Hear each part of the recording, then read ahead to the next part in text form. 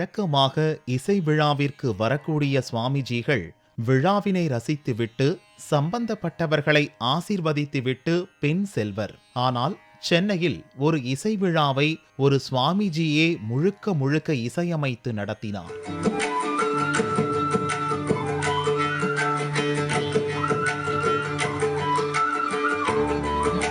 அவரது பெயர் பரம பூஜ்ய ஸ்ரீ கணபதி சச்சிதானந்தா சுவாமிஜி. கர்நாடகா மாநிலம் மைசூருவில் உள்ள அவதூத தத்த பீடாதிபதியான இவருக்கு தற்போது வயது 74. உலகம் முழுவதும் கிட்டத்தட்ட 78 ஆசிரமங்கள் அமைத்துள்ளார். இசையால் உடல் மற்றும் மனநோய் தீர்ப்பதில் வல்லவர் என்பதுதான் இவரது சிறப்பு.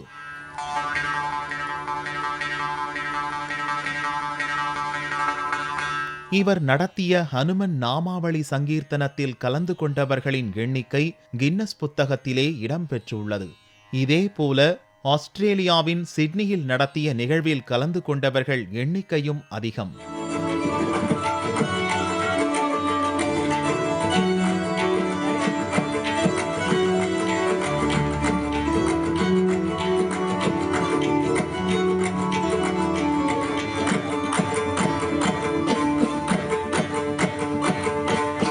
நாள் நட்சத்திரம் பார்த்து மைசூருவில் இவர் ஆண்டுக்கு 4 முறை நடத்தும் நோய் தீர்க்கும் இசை நிகழ்விற்கு பக்தர்கள் திரண்டு வருவது வாடிக்கை.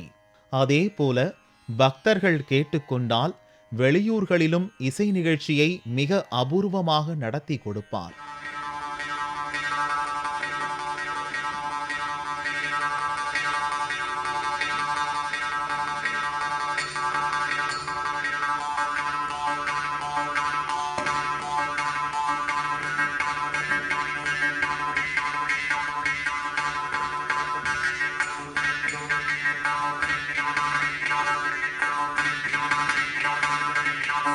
சென்னை பக்தர்களின் வேண்டுகோளுக்கு இணங்க பல ஆண்டுகளுக்கு பிறகு மியூசிக் அகாடமியில் இவரது இசை நிகழ்ச்சி நடந்தது.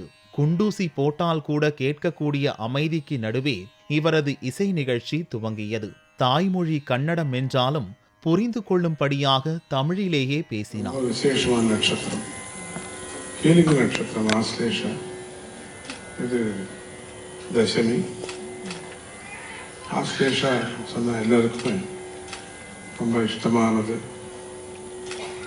சர்ப்பதோஷம், பாம்புக்கு அந்த சர்ப்பத்துக்கு சப்தம்தான் ரொம்ப பிடிக்கும்னு சொல்றார்.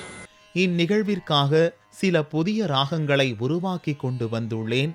இசை, ஸ்ருதி, ராகம் இது போன்ற எந்த ஆராய்ச்சியும் பண்ணாமல் கண்ணை மூடி தியான நிலைக்கு சென்று விடுங்கள்.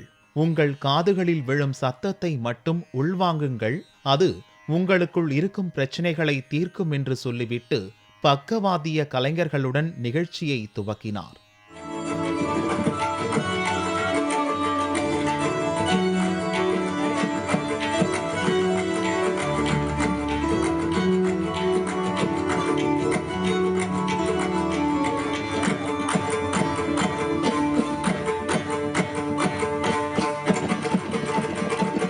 பக்கவாதிய கலைஞர்களின் பக்காவான வாத்திய கருவிகளின் துணையுடன் 2 மணி நேரம் அரங்கில் இருந்தவர்களை வித்தியாசமான இசையால் கட்டி போட்டவருக்கு பலத்த கரவொலியால் அவரது பக்தர்களும் ரசிகர்களுமானவர்கள் தங்களது நன்றியை தெரிவித்தனர்.